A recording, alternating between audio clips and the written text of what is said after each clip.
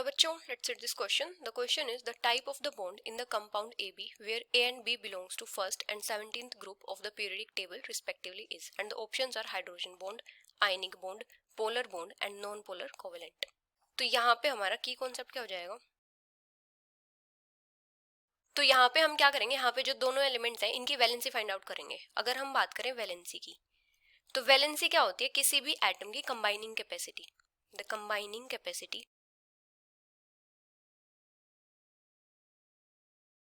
of an atom to complete its octet. तो क्या होता है, जब एटम्स का जो आउटर मोस्ट शेल होता है उसमें टोटल 8 इलेक्ट्रॉन्स नहीं होते, तो वो क्या करते हैं, या तो इलेक्ट्रॉन गेन करते हैं या फिर इलेक्ट्रॉन लूज करते हैं या फिर दूसरे एटम्स के साथ इलेक्ट्रॉन की शेयरिंग करते हैं और वहां पे अपना ऑक्टेट कंप्लीट करने का ट्राई करते हैं. तो इसको हम क्या बोलते हैं? एटम की वैलेंसी. और वैलेंसी क्या होती है कि कोई भी एटम कितने नंबर ऑफ बॉन्ड्स फॉर्म कर सकता है. The number of bonds that an atom can form with other atoms to complete the octet. और वैलेंसी किसके ऊपर डिपेंड करती है कि आउटर मोस्ट शेल में टोटल नंबर ऑफ इलेक्ट्रॉन्स कितने हैं. Depends on the number of electrons in outer most shell. तो इसी टाइप से हम फाइंड आउट कर लेते हैं कि जो दो एटम्स हैं उनके बीच में किस टाइप की बॉन्डिंग हो रही है. अभी अगर हम बात करें हाइड्रोजन बॉन्ड की,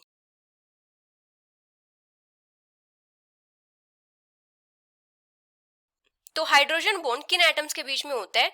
ये अराइज होता है due to dipole dipole interaction between a hydrogen atom, और जो बॉन्डेड होता है एक हाईली इलेक्ट्रोनेगेटिव एटम के साथ. Bond between hydrogen atom and a highly electronegative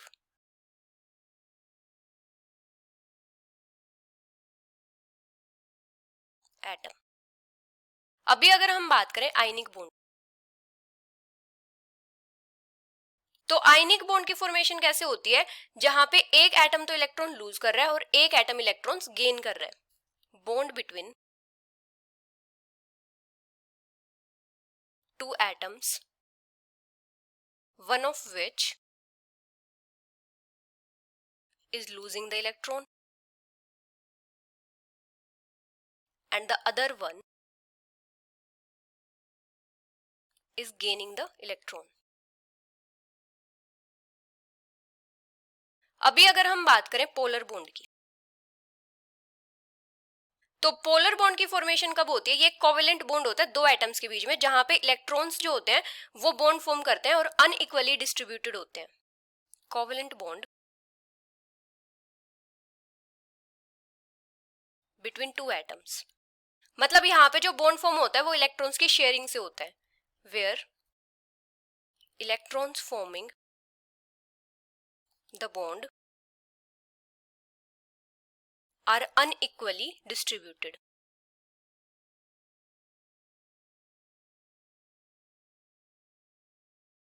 अभी अगर हम बात करें नॉन पोलर बॉन्ड की, तो नॉन पोलर बॉन्ड की फॉर्मेशन कब होती है? ये भी एक केमिकल बॉन्ड होता है जो दो एटम्स के बीच में होता है, लेकिन यहाँ पे क्या होता है, इलेक्ट्रॉन्स इक्वली शेयर्ड होते हैं. Electrons forming the bond are equally shared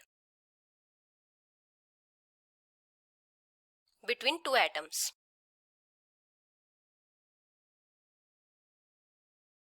तो अभी हमें यहाँ पे क्या गिवन है? जो ए एलिमेंट है ये तो फर्स्ट ग्रुप से है, तो फर्स्ट ग्रुप से है, इसका क्या मतलब होगा कि इसकी जो वैलेंसी होगी वो क्या हो जाएगी? +1 हो जाएगी. मतलब इसका जो आउटर मोस्ट शेल होगा उसमें एक इलेक्ट्रॉन होगा, क्योंकि जो फर्स्ट ग्रुप वाले सारे के सारे एलिमेंट्स होते हैं उनकी वैलेंसी क्या होती है? +1 होती है. उनके आउटर मोस्ट शेल में एक इलेक्ट्रॉन होता है. Have 1 electron in their outer most shell. अभी अगर हम बात करें बी एलिमेंट की, तो ये बिलोंग कर रहा है 17th ग्रुप से. तो इसका क्या मतलब होगा कि इसका जो वैलेंस शेल होगा उसमें टोटल 7 इलेक्ट्रॉन्स होंगे, have 7 electron in its valence shell. तो इसको एक इलेक्ट्रॉन की रिक्वायरमेंट होगी अपना ऑक्टेट कंप्लीट करने के लिए, requirement of 1 electron to complete it's octet.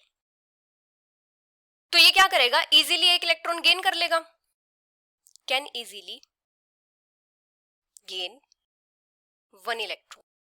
और जो ए एलिमेंट है इसके वैलेंस शेल में एक इलेक्ट्रॉन है, तो ये इजीली अपना एक इलेक्ट्रॉन लूज कर देगा, कैन इजीली लूज 1 इलेक्ट्रॉन। तो ए अपना एक इलेक्ट्रॉन लूज कर देगा और बी उसी एक इलेक्ट्रॉन को गेन कर लेगा। तो इन दोनों के बीच में जो बॉन्ड फॉर्म होगा वो क्या हो जाएगा, आयनिक बॉन्ड होगा। Ionic bond will form between A and B, क्योंकि यहाँ पे ए तो इलेक्ट्रॉन लूज कर रहा है और बी उसी इलेक्ट्रॉन को गेन कर रहा है। So the final answer is ionic bond, which is option B. Hope you understood it well. Best of luck.